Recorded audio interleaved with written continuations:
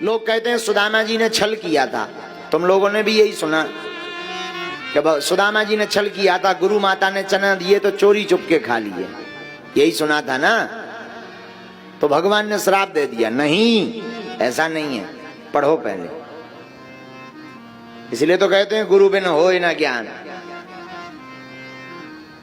सुदामा जैसा मित्र ना हुआ ना होगा। भगवान ने कोई श्राप नहीं दी सुदामा को, हम खंडित करते हैं, कोई श्राप नहीं दी, एक भी बार श्राप नहीं दी भगवान। दरअसल वो चनों की कहानी ऐसी है, एक बुढ़िया माँ थी, बुढ़िया औरत, वो सिला बीना करती थी। सिला जानते हो? जब खेती कट जाती है तो बालों से कुछ दाने नीचे गिर जाते हैं, उसको बीनने के लिए उसे सिला कहते हैं, सिला बीनना। वो बूढ़ी औरत सिला बीन करके चने रखी थी एक पोटली में। एक बार उसके घर में एक चोर आया, चोर पोटली लेकर के चला गया। बुढ़िया को बड़ा बुरा लगा। बुढ़िया ने श्राप दे दिया कि जिस प्रकार तू चोरी करके मेरे चने ले गया, जा, मैं श्राप देती हूं कि जो भी इन चनों को खाएगा वो जिंदगी भर दरिद्री रहेगा। वो चोर चने लेकर के भागा भागा जा रहा था, लेकिन जैसे ही संदीपनी आश्रम उज्जैन के सामने से निकला, उसके पैर में चोट लग गई। वो चोट लग करके मुंह के बल गिर पड़ा, हाथ से पोटली खुल गई, चने बिखर गए। चने बिखरे तो चोर ने बचने के उद्देश्य से चनों को वहीं छोड़ दिया और दौड़ लगा दी। वो आश्रम कोई और नहीं, वही आश्रम है जहां हमारे द्वारकाधीश ठाकुर जी और जहां पर सुदामा जी विद्या अध्ययन किए थे। गुरु माता झाड़ू लगाने के लिए बाहर निकली, चने बिखरे हुए पोटली पाई। गुरु माता ने वो सभी चने बीन करके रख लिए। ध्यान से सुनना मेरे पागलों, चनों की पोटली को ला करके रख लिया। एक दिन कथा वैसे ही है, बरसात हुई, भोजन पकाने के लिए लकड़ियां नहीं थी, तो भगवान कृष्ण और सुदामा को लकड़ी लेने के लिए वन में भेजा। गुरु मां ने सोचा घर पे तो बहुत कुछ खाने गुरु आश्रम में तो बहुत कुछ खिलाने को नहीं है, इन चनों को दे देते हैं, बच्चे चनों को खा करके रह लेंगे, शाम को फिर आकर के भोजन कर लेंगे। वो श्रापित चने जिन पर बुढ़िया श्राप दे चुकी थी कि जो भी इनको खाएंगे वो जीवन भर दरिद्री रहेंगे, श्रापित चने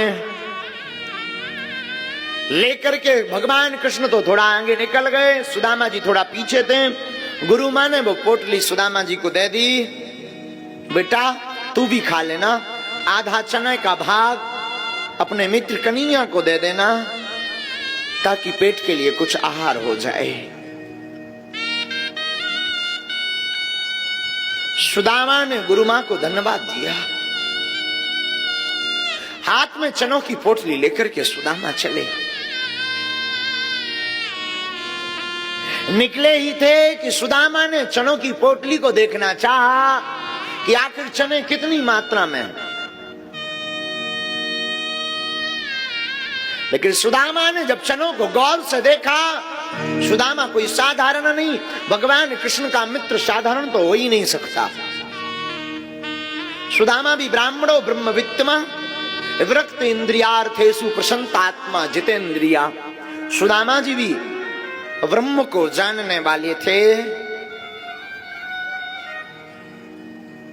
सुदामा ने जब उन चनों को गौर से देखा तो सुदामा ने पाया यह चने श्रापित हैं, इनको श्राप लगी है कि जो भी इनको खाएगा वो जीवन भर दरिद्री रहेगा। गुरु मां ने तो आज्ञा दी कि दोनों आधा बांट बांट करके खा लेना। अगर मैं आधा आधा बांट करके खाऊंगा तो आधी जिंदगी मेरे कन्हैया को और आधी जिंदगी मुझे, दोनों को दरिद्रता भोगनी पड़ेगी। फिर मैं मित्र किस काम का? मैं एक काम करता हूँ, चोरी चुपके पूरे चने को खा लेता हूँ। मेरा कन्हैया राजा बना रहे, मैं भले ही दरिद्र हूँ, मुझे कोई दिक्कत नहीं है।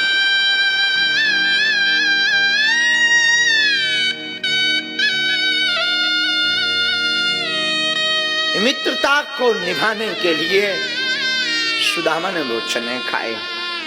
हमने सुना है सुदामा ने जितने चने खाए वो चने के दाने थे 40।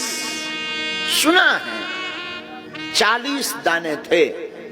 इसलिए सुदामा 40 वर्ष तक भगवान कृष्ण से दूर रहे और दरिद्रपन भोगना पड़ा। सुदामा जैसा न मित्र हुआ न हो सकता।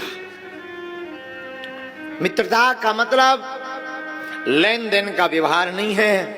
मेरे पागलो, तुम याद रखो, मित्रता का मतलब है सब कुछ अपने मित्र के लिए समर्पित कर देना। मित्रता कोई समझौता नहीं है कि कुछ तुम दो फिर कुछ मैं दूं। मित्रता का मतलब ये नहीं थोड़ा तुम मिलो थोड़ा मैं मिलूं। मित्रता का मतलब है अगाध श्रद्धा। मित्रता का मतलब है समर्पण। मर्यादाएं तोड़ दो मित्रता के लिए। तो मित्रता, वरना क्या खाक मित्रता।